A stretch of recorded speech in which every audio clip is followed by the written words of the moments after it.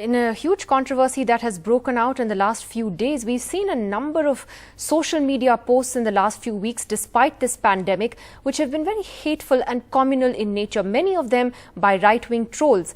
That has now been brought to the attention of prominent people in the Middle East, particularly countries that are friendly with India, including the UAE.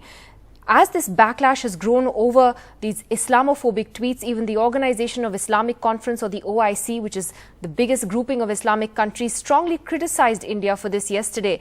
And today, India's ambassador to the UAE, Pawan Kapoor, said that India and the UAE share the value of non-discrimination and that discrimination is against our moral fabric and the rule of law. Indian nationals in the UAE, he said, should always remember that. Well, among the most prominent voices to criticize these Islamophobic tweets was Princess Hind Al Qasimi, who is a member of the royal family and joins us via satellite, via Skype from Dubai.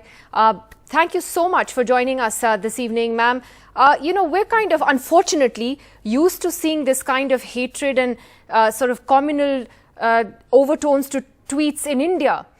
What caught your attention this time? What did you see that made you so angry? I didn't like what I saw. I grew up with workers at home. I was raised by Jews, and this was not what I'm used to hearing from Indians. And I didn't like that he had many rude comments. He was making fun of my religion. He was calling us the religion of the donkey, which was 1,400 years old. And he also said something about the country being built by Indians, and without the Indians, we would fall into ruin. We do not deny that we work, the Indians are our colleagues and our co-workers, they are friends, our families. They're not just the labor class. We have many CEOs which are also Indians, and we're very proud of them.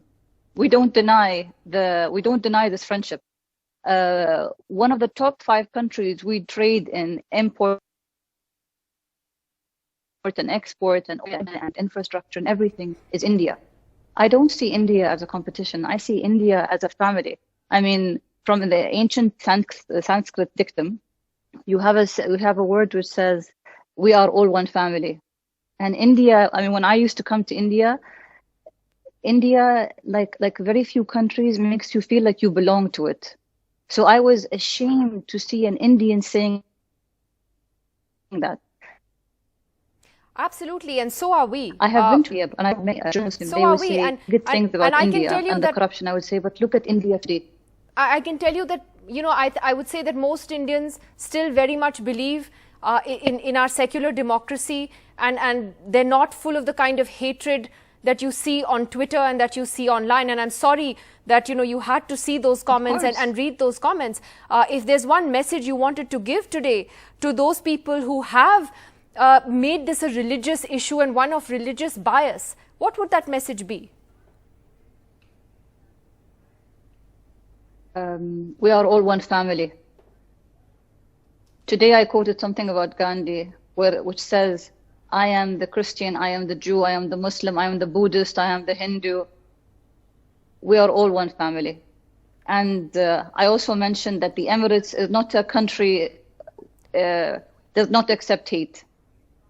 And that man that was quoting things, that was tweeting with a lot of arrogance, he does not represent the India I know.